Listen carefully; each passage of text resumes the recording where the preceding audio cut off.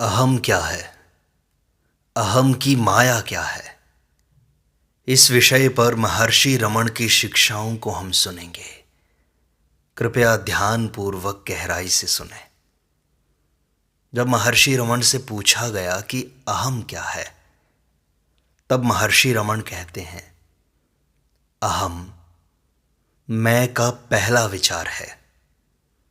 यह विचार आत्मा पर आच्छादन करता है और कर्ता भोक्ता के रूप में प्रकट होता है। यह वास्तविकता नहीं है, केवल प्रतिबिंब है। जैसे सूरज के जल में प्रतिबिंब को देखकर हम उसे ही सूरज मान लें, वैसे ही इस मैं को आत्मा मानने की भूल होती है। अहम की सत्ता आत्मा से ही है, पर यह स्वयं सत्य नहीं है। यह जान लेना ही साधना की शुरुआत है। तो अब ये अहम जन्म कैसे लेता है?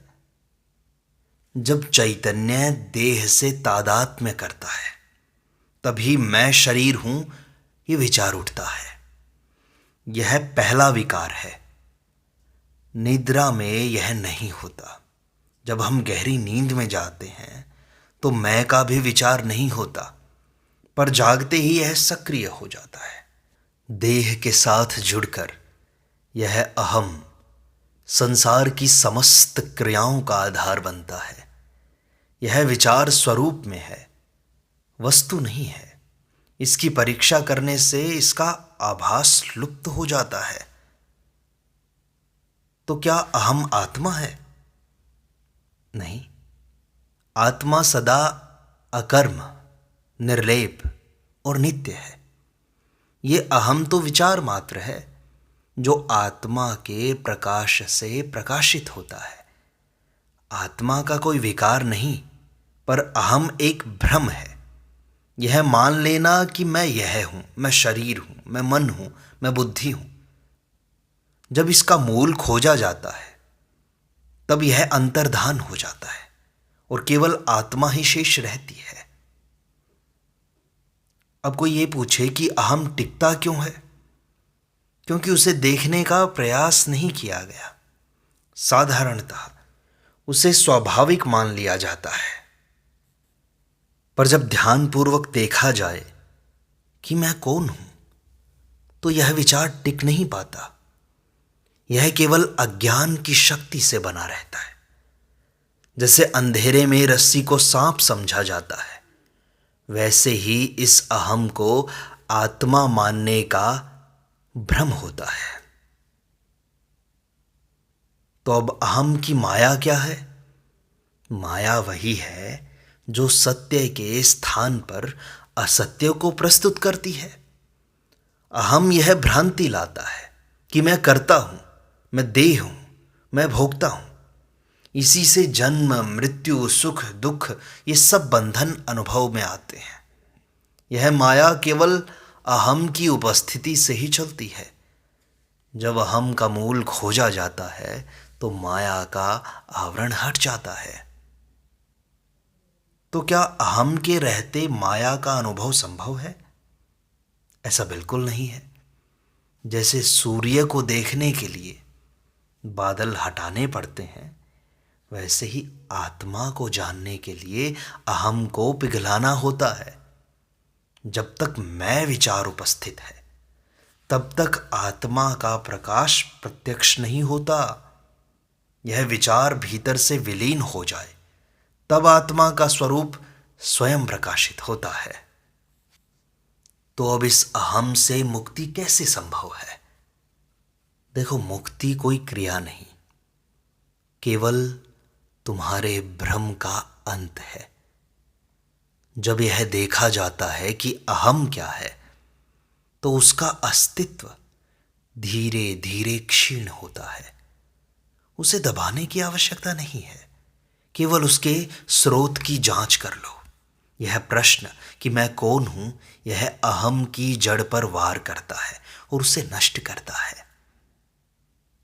तो क्या अहम को त्यागा जा सकता है? देखो, त्यागना तब संभव है जब जान लिया जाए कि उसका कोई सत्य स्वरूप नहीं है। जैसे स्वप्न में देखी वस्तुओं को जागने पर हम छोड़ देते हैं ना, उन्हें पकड़कर नहीं रखते, वैसे ही जब अहम की असत्यता स्पष्ट हो जाती है तो वह स्वयं ही गिर जाता है। उसे बाहर से हटाने की आवश्यकता नहीं होती, केवल जागना मात्र पर्याप्त है। तो अब इस अहम का कार्य क्या है? यह अहम स्वयं को कर्ता, भोक्ता, ज्ञाता और साधक के रूप में प्रकट करता है। भिन्न भिन्न तरीके होते हैं इसके प्रकट करने के। सभी क्रियाएं इसी के कारण प्रतीत होती हैं। यह कर्म के चक्र को चलाता है और जन्म मरण का कारण बनता है, पर वास्तव में यह कुछ नहीं करता, केवल कर्ता सा प्रतीत होता है बस। इसका अनुभव केवल भ्रम है। तो क्या अहम रहित व्यक्ति क्रियाशील हो सकता है? हां, जब कर्तृत्व का भाव मिटता है तब भी शरीर कर्म करता है, पर वह आत्मा से असंपृक्त रहता है। जैसे चरखा चलता है पर धुरी स्थिर रहती है, वैसे ही आत्मा साक्षी रूप से स्थिर रहती है। ऐसा व्यक्ति कर्म करता हुआ भी कर्ता नहीं होता। यही अहम रहित अवस्था होती है। अब थोड़ा और गहरे चलते हैं। तो क्या अहम और मन एक ही हैं? देखो, मन अहम से ही उत्पन्न होता है। मैं विचार के साथ ही अन्य सभी विचार उत्पन्न होते हैं। अहम ही मन का मूल है। जब यह मूल देखा जाए तो मन की सारी शाखाएं सूख जाती हैं। जैसे जड़ को काटने से वृक्ष स्वयं गिर पड़ता है, वैसे ही अहम को देख लेने पर मन शांत हो जाता है। तो क्या अहम का अनुभव सत्य नहीं लगता? देखो, सत्य प्रतीत होता है, परंतु अनुभव के पीछे जो शुद्ध सत्ता है वह आत्मा है। अहम उसी सत्ता के प्रकाश से दीप्त होता है, इसलिए यह ठोस अनुभव सा लगता है।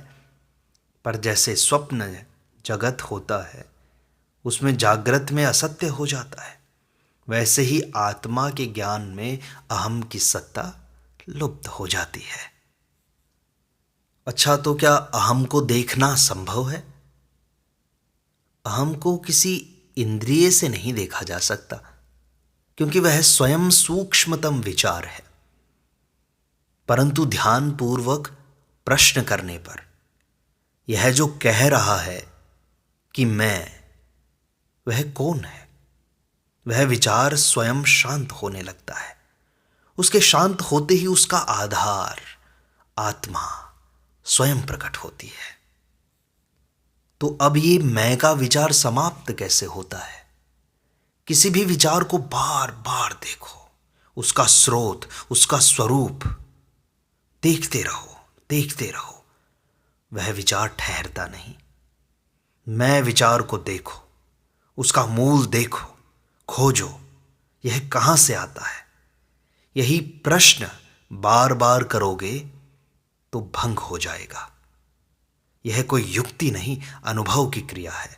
इसी से मौन की प्राप्ति होती है। तो क्या अहम का नाश पूर्णतः संभव है? हां, बिल्कुल है। जब मैं विचार अपनी जड़ तक पहुंचता है तब यह भ्रम पूरी तरह विलीन हो जाता है। कोई छाया भी शेष नहीं रहती। तब न कोई करता रहता है, न भोगता, न जानने वाला, न ज्ञाता, केवल शुद्ध साक्षी जो सर्वदा था और सर्वदा रहेगा। तो इस अहम की पहचान कैसे करें? देखो, जब भी कोई भाव, मैं जानता हूं, मैं करता हूं, मैं सोचता हूं, ये उठे, वही अहम कार्य कर रहा है।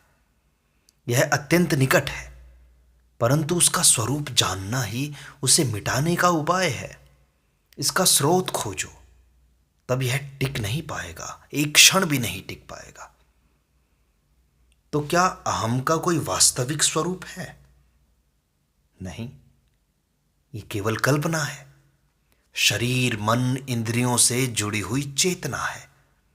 इसकी स्वतंत्र सत्ता नहीं है, इसकी कोई अपनी सत्ता नहीं है। केवल आत्मा से उधार ली हुई रोशनी है इसके पास। इसे आत्मा मान लेना ये मूल भ्रांति है। तो क्या अहम को दबाना चाहिए? नहीं, जो दबाया जाता है वह भीतर और बलवान हो जाता है। उसे केवल देखा जाए गहराई से, मौन से, तब वह शांत हो जाता है। जैसे ध्यान से देखा जाए तो स्वप्न स्वयमेव छिन्न हो जाता है। जांच ही मैं कौन हूं इस प्रश्न का अन्वेषण ही इसका अंत है। तो जब हम साधना करते हैं, क्या साधना में अहम बना रहता है? हां, जब तक साधक का भाव है तब तक अहम सूक्ष्म रूप में बना रहता है। मैं साधना कर रहा हूं, यह भी तो अहम है। पर जब साधना स्वयं को निगल ले, जब साधक भी लुप्त हो जाए, तभी सच्ची मुक्ति घटती है। तो क्या ज्ञानी के भीतर अहम नहीं रहता? वह भी तो कर्म करता है। हम देखते हैं कि वह कर्म करता हुआ दिखाई देता है। तो इसको समझो, ज्ञानी में अहम नहीं रहता, केवल उसका कार्य शेष रह सकता है। जैसे चित्र का प्रतिबिंब, वह उसमें रमता नहीं। उसके लिए मैं केवल व्यवहार में है, भीतर तो केवल मौन है। उसका केंद्र आत्मा है, अहम नहीं है। तो क्या आत्मा को जानने के लिए अहम की आवश्यकता है? नहीं, बिल्कुल नहीं। आत्मा तो स्वयं प्रकाश है, उसे जानने वाला अन्य कोई नहीं होता। अहम उसे ढकता है, जानता नहीं है। जब अहम हटता है तब आत्मा का ज्ञान नहीं, केवल इसका होना शेष रह जाता है, मौन, शुद्ध, पूर्ण।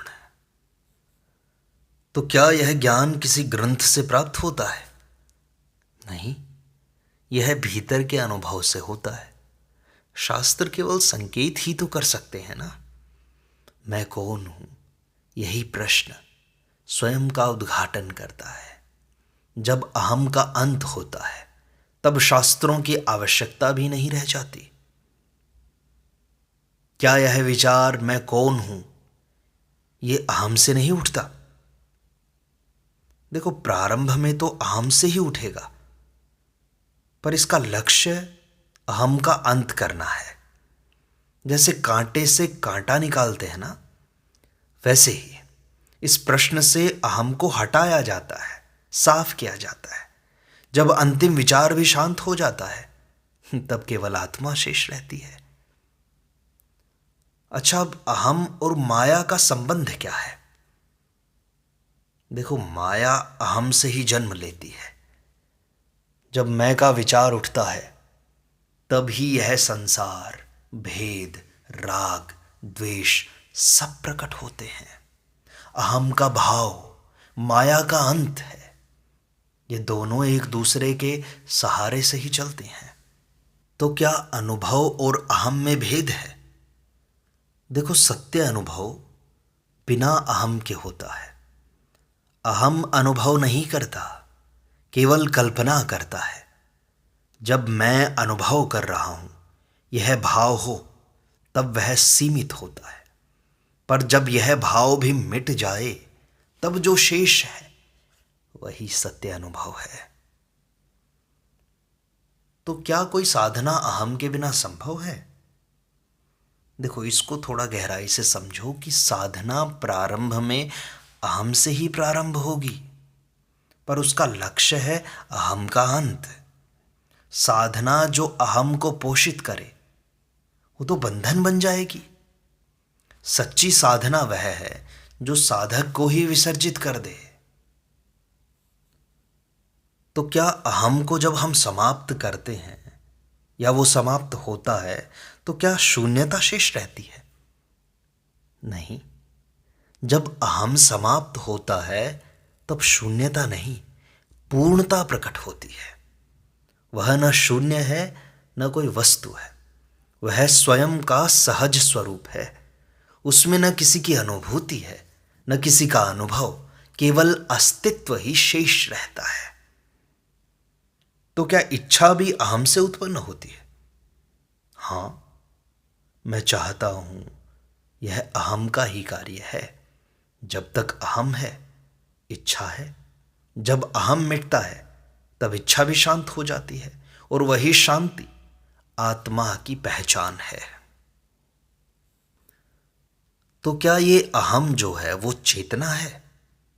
नहीं, चेतना अहम का आधार है, पर वह स्वयं चेतना नहीं है। जैसे बादल आकाश में है पर आकाश बादल नहीं है, वैसे ही अहम चेतना में है पर चेतना उससे असीम है, स्वतंत्र है। तो क्या अहम समाप्त हो सकता है फिर भी जीवन चलता है क्या? हाँ, जीवन का संचालन प्रकृति करती है।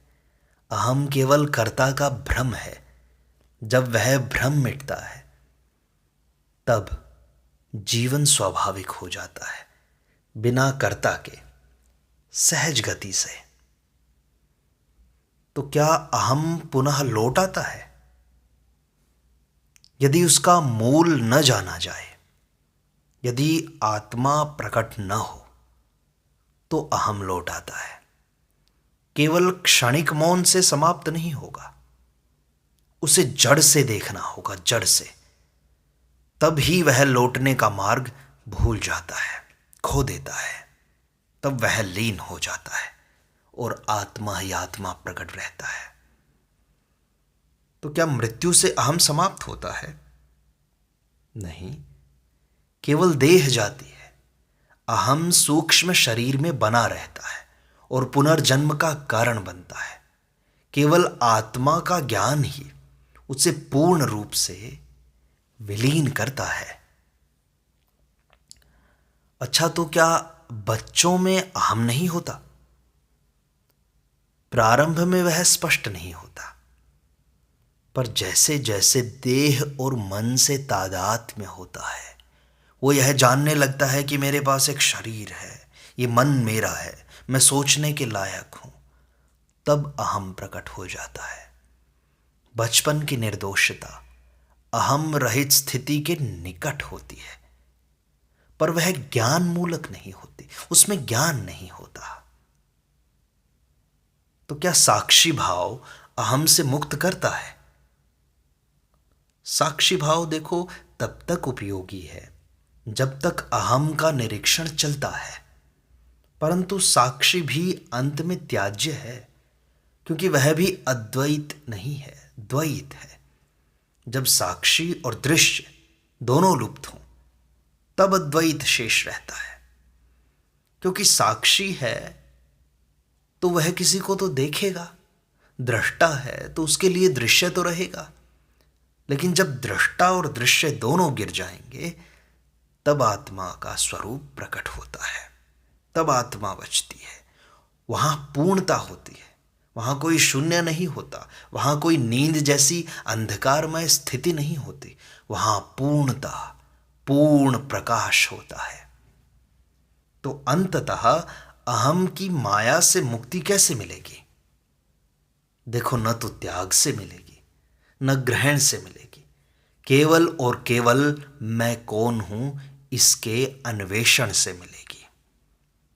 जब यह देखा जाए कि मैं कौन हूं, और बहुत ध्यान से देखा जाए, मैं कौन हूं, मैं कौन हूं, बार बार बार बार इस प्रश्न पर जब हम ध्यान देंगे, चिंतन करेंगे, मनन करेंगे, इसी में खो जाएंगे, यही हो जाएंगे, तब यह अपना स्वरूप प्रकट करेगा। यह प्रश्न महामंत्र है। महामंत्र कैसे है?